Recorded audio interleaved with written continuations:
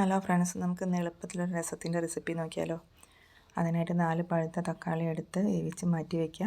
ഒരു മിക്സീൻ്റെ ജാറിലേക്ക് 1 table spoon കുരുമുളകും കുറച്ച് ജീരകവും ചേർത്ത് പൊടിച്ച് അതിലേക്ക് തന്നെ ചെറിയുള്ളി,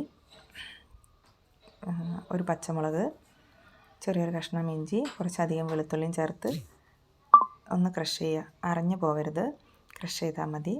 എന്നിട്ട് ഒരു ചട്ടി വെച്ച് ചൂടായി വരുന്ന സമയത്ത് അതിലേക്ക് വെളിച്ചെണ്ണ ഒഴിച്ച് കടുകും ഉലുവയും പൊട്ടിച്ചെടുക്കാം. 3-4 വറ്റൽമുളക് കൂടി ചേർത്ത് മൂപ്പിച്ചെടുക്കാം.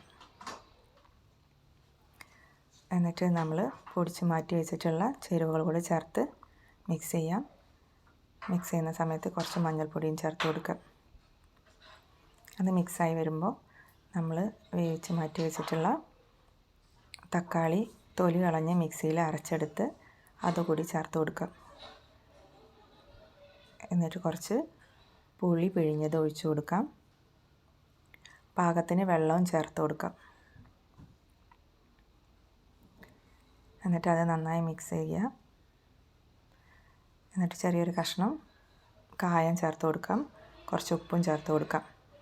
ഞാൻ കല്ലുപ്പാണ് ചേർത്തിട്ടുള്ളത്. കുറച്ച് കറിവേപ്പിലയും കുറച്ചധികം മല്ലിയിലയും ചേർത്ത് കൊടുക്കാം. എന്നിട്ട് രസം നന്നായി തിളച്ച് പോകരുത്. ഒന്ന് തിളച്ച് വരുമ്പോൾ നമുക്ക് വാങ്ങി വെക്കാം.